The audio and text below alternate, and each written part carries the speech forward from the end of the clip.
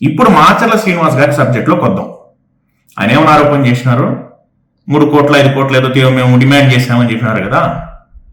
మరి అదే మాచర్ల శ్రీనివాస్ గారు అదే మార్క్ టీవీ ఛానల్లో ఏం చెప్పారు? ఇంకో 10 వీడియోలు ఉండే యాడ్ చూడలేదా మీరు? ఇంకో 10 వీడియోలు ఉండే యాడ్ చూడలేదండి మీరు వైసీపీ నాయకులు? ఏం చెప్పాడు ఆయన?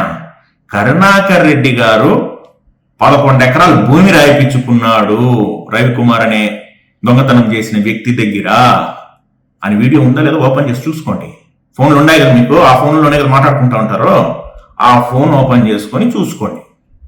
అది ఆల్రెడీ అందరికీ షేర్ అయిపోయింది. భానుప్రకాష్ రెడ్డి గారి గురించి ఆయన ఒక మాట మాట్లాడితే మీ కరుణాకర్ రెడ్డి గారి గురించి, మీ నాయకుల మీద, మీ జగన్మోహన్ రెడ్డి గారి మీద ఆయన 100 మాట్లాడున్నాడు. మరి దానికి మీరేం సమాధానం చెప్తారు? అప్పుడు అది కరెక్టా, ఇది కరెక్టా, ఏది కరెక్ట్ చెప్పండి, సమాధానం చెప్పండి. ఫైనల్గా ఇంకొకటి, ఆ మాట్లాడిన వ్యక్తే మా దగ్గరకు వచ్చి, భానుప్రకాష్ రెడ్డి గారి దగ్గరకు వచ్చి మాట్లాడి పొరపాటైందని చెప్పడం కూడా జరిగింది. మీలాగా మేము వాళ్ళని బలవంతంగా తీసుకొచ్చి మాట్లాడండి, ఈ మరొకసారిపై చెప్పండి అనే అవసరం మాకు లేదు. ఎందుకంటే ప్రజలకు తెలిసి ఏందేమని.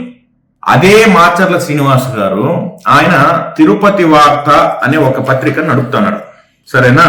దాంట్లో ఆయన గత ఒక నెల ముందేమో అనుకుంటా, ఒక 1 మంత్ ముందో ఏమో ఒక ఆర్టికల్ రాసినాడు.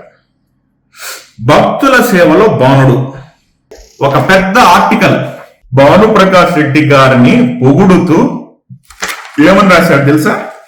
స్వామివారి కీర్తి ప్రతిష్టల కోసం రాజీ లేని పోరాటం, ధర్మకర్తల మండలిలో ధర్మ పరిరక్షకుడిగా సేవలు, హిందూ సాంప్రదాయానికి ప్రతీకగా నడవడి, ఇంకా వగేరా వగేరా వగేరా రాస్తున్నారు.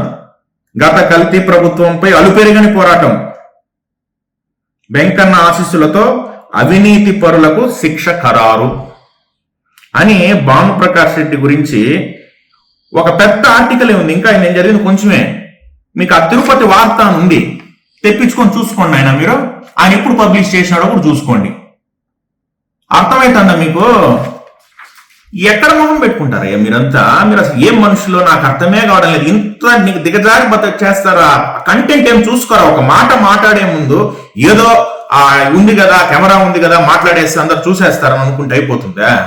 వాస్తవాలు అడిగిపోతాయి. క్లియర్ కట్ ఎవిడెన్స్ ఇది. ఏ మాట్లాడిన వ్యక్తి అయితే మా మీద ఆరోపణ చేసినాడో అదే వ్యక్తి కరెక్ట్ గా 2 నెలలు తిరిగేసరికి మళ్ళీ ఆర్టికల్ రాస్తున్నాడు పొగుడుతా.